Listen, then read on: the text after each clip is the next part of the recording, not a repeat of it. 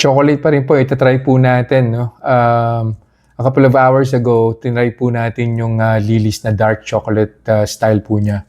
So meron pong kasama yan. So Lily's din po, but this time, white chocolate style naman po to. Same thing, no added sugar po. Dito po sa nutrition facts, it says here 8 grams po yung total carbs po niya. So this is 2 grams higher compared dun sa dark, which is 6 grams lang po yung total carbs po niya. No? So I'm expecting na kahit papano, magkakaroon po ng blood sugar spike to higher than the dark chocolate that I've tried. So i-try po natin. Same thing, one piece din lang po yung kakainin ko po rito. Tapos after 1 hour, babalik po ulit ako to see kung ano po yung gagawin niya sa blood sugar ko.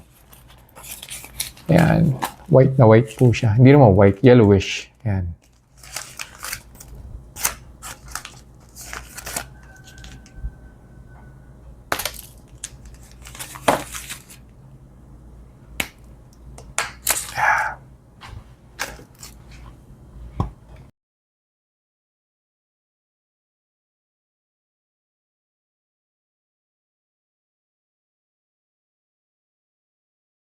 Reminders lang po, huwag pong mag-aanli. Always eat in moderation. Hindi po ako doktor, so whenever in doubt, konsulta po kayo sa doktor ninyo. And yung results po ng mga review na ginagawa ko, it may vary.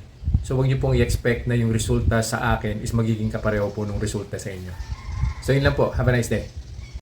Conclusion na po tayo dun po sa kinain kong Lily's White Chocolate today, yung galing po sa ketomart.ph. Nag-start po yung blood sugar level ko at 110. And then on the first hour, umakyat po siya, nag-112 po siya. So, it's almost the same with the dark chocolate na kinain ko po, no? 2 hours, 4 hours ago. Plus 2 din lang po on the first hour. And then eventually on the second hour, bumaba naman po siya. Actually lower than the baseline, which is 110, no? Ang final blood sugar reading po natin is 106.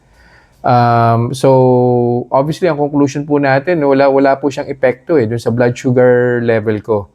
In fact, on the first hour, nag-check pa po ako nag-prick pa po ako ng finger and chinek ko pa po kung accurate pa po ba yung CGM na ginagamit ko or hindi, and it seems na accurate po siya.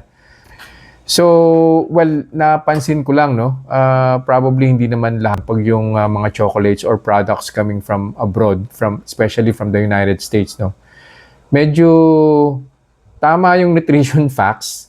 So, pag sinabi nilang 6 grams, pag sinabi nilang 8 grams yung total carbs, sobrang mild lang, slight lang yung blood sugar spike, no? Sa akin. I-recommend ko po yun. Wala pong problema yung chocolate na yun, yung dark chocolate at saka yung white chocolate na Lily's brand.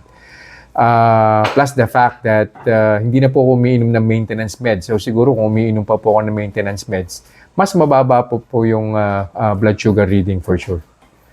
So yun lang po for this review. I'll see you guys in the next vlog. Bye-bye.